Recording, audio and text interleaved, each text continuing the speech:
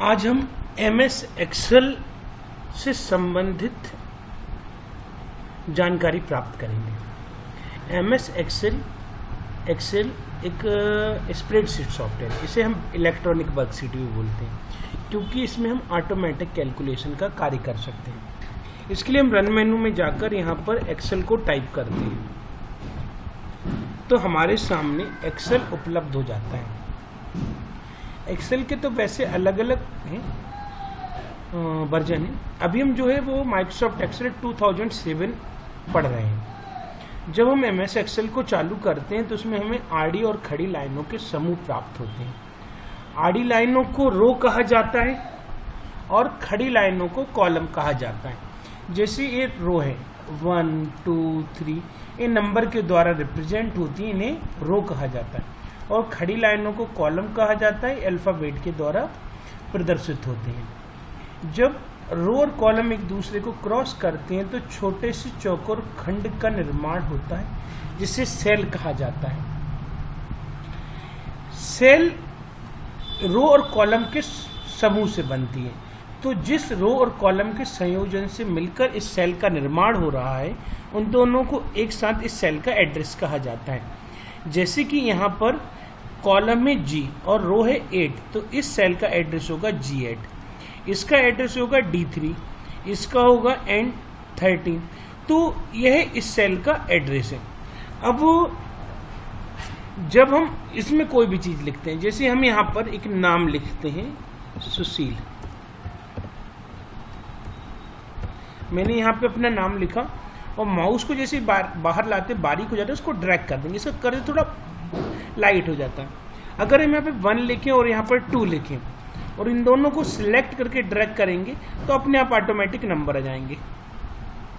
जैसे यहाँ पर 5 लिखें, यहाँ पर 10 लिखें और दोनों को ड्रैग कर सकते हैं।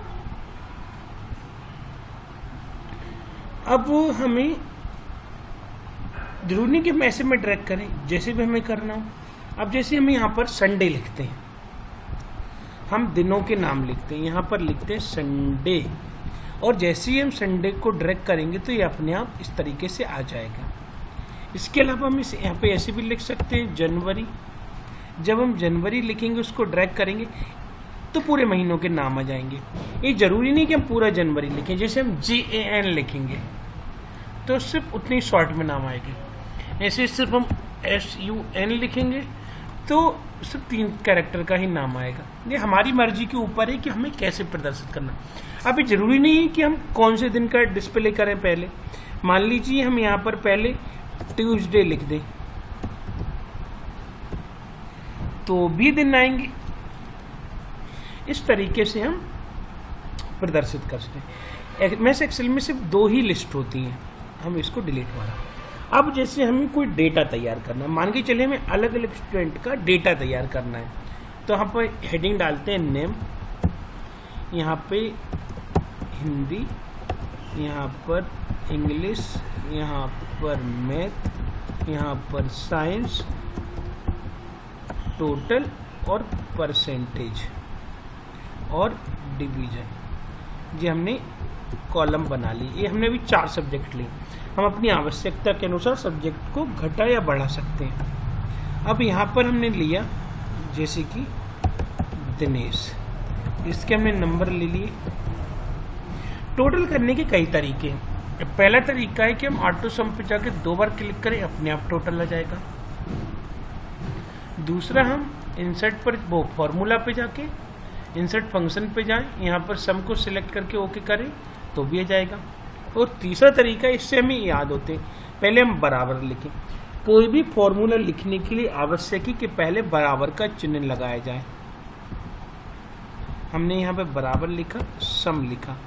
अब हमें कहाँ से लेना है, तो इस सेल का एड्रेस है B2 और इसका है E2, तो हम यहाँ पर लिखेंगे B2 और यहाँ पर लिखेंगे E2, ये आ जाएगा। अब परसेंटेज के लिए कोई पहले से बना बनाया फॉर्मूला नहीं है। जैसा हम जानते हैं, हम बराबर लगाएंगे, टोटल हमारा F2 में है, हम डिवाइड करते हैं, जो टोटल हमारा F2 में है, डिवाइड करेंगे 400 क्योंकि 4 सब्जेक्ट है और परसेंट का साइन अब डिवीजन में कंडीशन देंगे कि अगर G2 ज़्यादा होगा 60 से, प्लस 60% से ज़्यादा होगा, तो व्यक्ति जो है वो फर्स्ट डिवीजन होगा।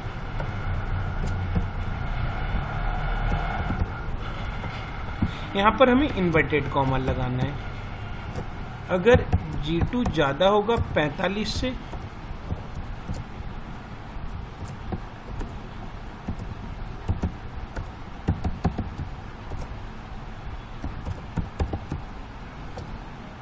G2 ज़्यादा होगा 33 से,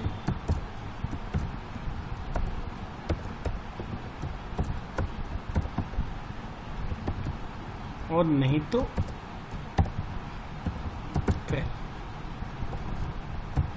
जितनी बार ब्रैकेट ओपन करें उतनी बार क्लोज कर देते हैं।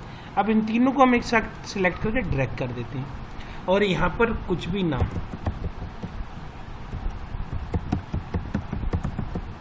ये अपने आप आ जाएगा। अब अगर हम चाहते हैं कि अगर किसी स्टूडेंट के नंबर 33 से कम हो तो उसका रंग लाल हो जाए, तो हम इनको सिलेक्ट करेंगे, होम पर जाकर कंडीशनल फॉर्मेटिंग पे जाएंगे, हाईलाइट पे जाकर लेस देन जाएंगे और 33 करेंगे। यहाँ पर कस्टम फॉर्मेट पे जाकर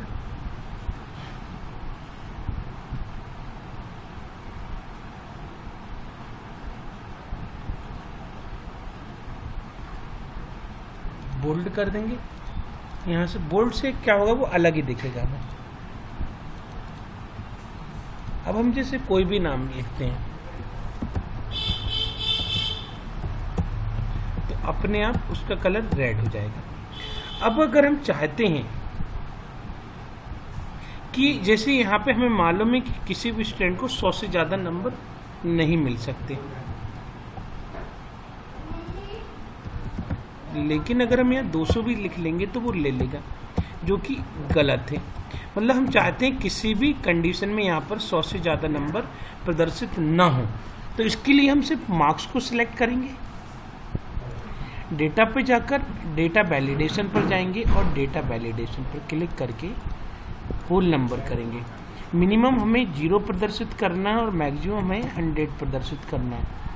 यहाँ पर लिखेंगे, टाइटल देंगे इनवैलिड मार्क्स, मतलब कि अगर कोई गलत नंबर लिखता है तो यहाँ पर लिखा आएगा इनवैलिड मार्क्स, और यहाँ पर लिखेंगे री इंटर 0 to 100 और ओके कर देंगे।